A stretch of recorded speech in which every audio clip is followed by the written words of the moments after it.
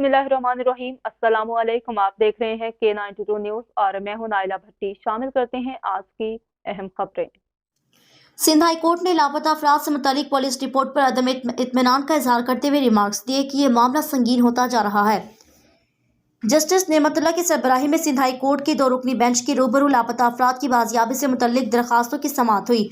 अदालत ने लापता अफराद की बाजियाबी से मुतालिक दरखास्तों पर चीफ सेक्रेटरी सिंध, सेक्रेटरी दाखिला, IG सिंध और दीगर को नोटिस जारी करते हुए विफाकी सेक्रेटरी दाखिला को KP के रास्ते मराकज़ से रिपोर्ट हासिल करके पेश करने का हुक्म दे दिया। अदालत ने पुलिस रिपोर्ट पर अदम इत्मीनान का इजहार करते हुए मुतल्लिका SP इन्वेस्टिगेशन को ज़ाती हैसियत में तलब कर लिया।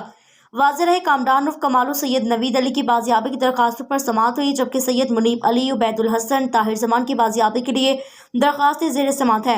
दौरान समाअत अहले खाना ने कहा कि काशिफ अली, बाबर अताउल्लाह, खलीलुर रहमान भी गुमशुदा हैं। दरखास्त गुजार की गैर हाजिरी पर अदालत तफ्तीशी अफसर पर बरहम हो गई। जस्टिस नेमतुल्लाह ने रिमार्क्स दिए कि आप लोग लापता अफराद की बाजियाबी के लिए कुछ करते नहीं। आप लोगों के रवैयों की वजह से अहले खाना ने अदालत आना भी छोड़ दिया। कई बरस के बाद भी हिरासती मराकज़ से रिपोर्ट तक हासिल नहीं कर सके। ऐसा सख्त एक्शन लेंगे कि आप तसव्वुर भी नहीं कर सकेंगे। सरकारी वकील ने दौरान समाअत मौक़िफ़ दिया, दूसरे सूबों से रिपोर्ट हासिल करने में दुश्वारी हो रही है। जस्टिस नेमतुल्लाह ने रिमार्क्स दिए कि लापता अफराद का मामला संगीन होता जा रहा है। IG सिंध और सेक्रेटरी दाखिला को खुद संजीदा कोशिश करनी चाहिए। अदालत ने चीफ सेक्रेटरी सिंध, सेक्रेटरी दाखिला, एडवोकेट जनरल सिंध और IG को नोटिस जारी कर दिए।